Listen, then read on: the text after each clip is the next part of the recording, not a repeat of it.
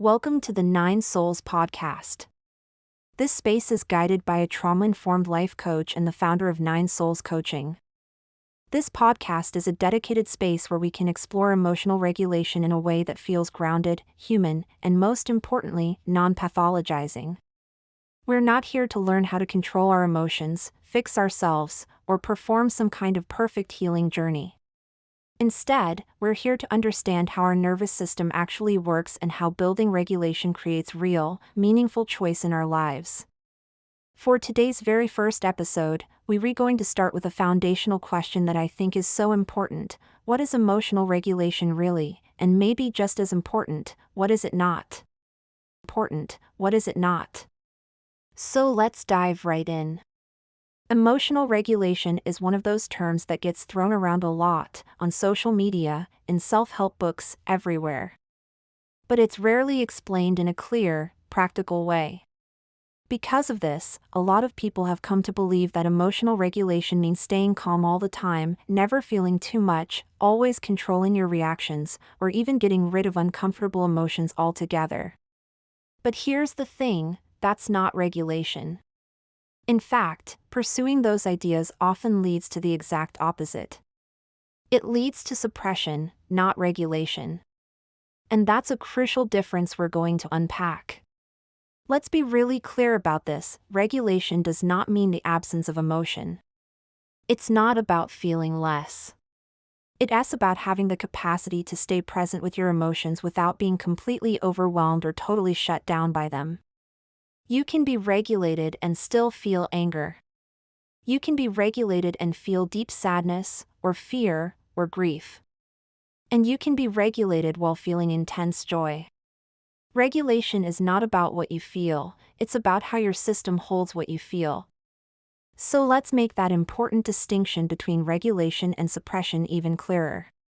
Suppression is the internal voice that says things like, I shouldn't feel this. I need to calm down right now. This emotion is too much for me. Suppression disconnects you from your body. It's an attempt to push a feeling away, to pretend it's not there. Regulation, on the other hand, sounds more like, wow, something is happening inside me right now. I can feel a shift. I can stay with this sensation for a moment. I don't need to act on it or run away from it immediately. Do you see the difference? Suppression actually narrows your capacity to feel. Regulation expands it. And I want to add something really important here. Many people suppress their feelings not because they want to, but because their nervous system learned, often very early in life, that big emotions were unsafe, overwhelming, or simply not supported by the people around them. So if you find that regulation feels difficult or even impossible, please know that's not a personal failure. That's your nervous system's history at play. To really get what emotional regulation is, we have to talk about the star of the show, the nervous system.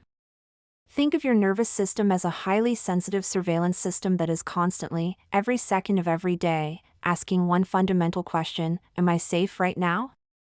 When your system perceives safety, it allows for all the good stuff, reflection, flexibility, curiosity, connection with others. You're in a state often called the social engagement system. But when a threat is perceived, and this threat can be real or imagined, physical or emotional, the system instantly shifts into a state of protection. This is where we see the classic survival responses: fight, flight, freeze, or even a deeper state of shutdown or collapse. In these protective states, your behavior is driven by survival, not by conscious choice. And this is exactly why insight alone, just understanding your patterns, doesn't always lead to change. You can intellectually understand why you react a certain way, you can read all the books, and you can still find yourself repeating the same patterns over and over. That's because your nervous system is responding faster than your conscious, thinking mind can even catch up. Regulation is what creates the internal conditions, the internal safety, where your insights can actually be put to use. So, where do we start? The entry point to emotional regulation is not your thinking mind. It's not a cognitive skill first. It is a body-based capacity. Your body is communicating with you constantly, through sensations like tension in your jaw or shoulders, the pace of your breath, your posture, your energy levels, that feeling of fatigue, restlessness, or even numbness. These sensations are not problems to be solved, they are information. They are your body's language. When we learn to simply notice what's happening in the body, without judging it or trying to change it immediately, something really powerful happens. The system begins to settle down. Not because we forced it to, but because it was finally heard. It was acknowledged. This is why true regulation is built through listening to your body, not by pushing it or trying to override it. So what does this all lead to? What does life look like when your capacity for regulation increases? Well, several amazing things become possible. The intensity of your emotions becomes more tolerable. Your reactions start to slow down, giving you a precious moment of pause. You start to see your old patterns emerge earlier, before they've completely taken over. And most importantly, choice becomes available. That's the real freedom. You don't stop having emotions, you stop being controlled by them. And this is especially transformative in our relationships. Think about it, dysregulation often shows up in relationships as overreacting, withdrawing completely, chronic people-pleasing, or getting defensive at the slightest hint of criticism. Regulation creates space. It creates a pause between the stimulus, what someone says or does, and your response. That tiny space is where all change lives. This philosophy is the very foundation of my work here at Nine Souls Coaching. The work isn't about fixing your behavior first. It's about supporting your nervous system so that change can happen organically and sustainably from the inside out. We use well-established frameworks in an ethical and grounded way, not to box you in or define you, but to help you recognize patterns within a regulated and supportive context.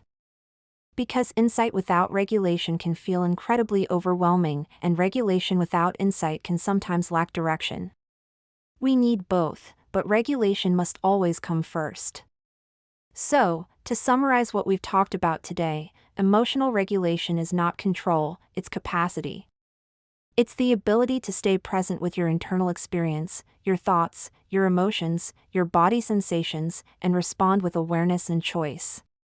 In our next episode, we're going to explore a really common frustration, why you can know better and still react in ways you don't want to. We will look at what's actually happening in your nervous system in those moments and what truly helps.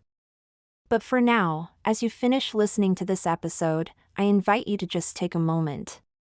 Pause, and simply notice what your body feels like right now. Notice your breath. Notice any areas of tension or ease.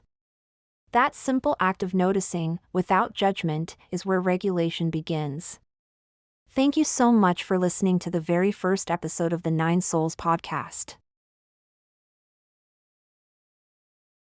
Be sure to subscribe so you don't miss what's next.